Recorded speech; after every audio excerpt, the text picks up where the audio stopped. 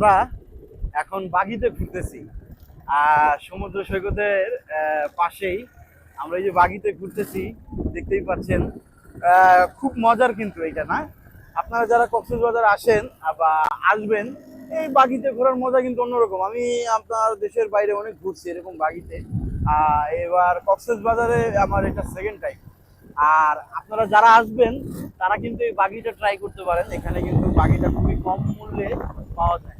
তো আপনারা যারাই কক্সবাজার আসবেন তারা এই বাগিটা ট্রাই করবেন, খুবই মজার।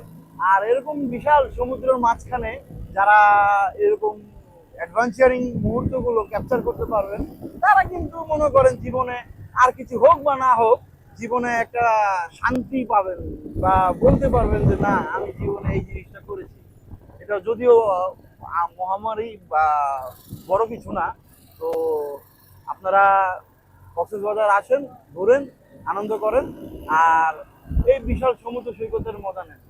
এই দেখতেই পাচ্ছেন ঘোড়া ঘোড়া চালাচ্ছে মানুষ। তো দেখতে থাকুন।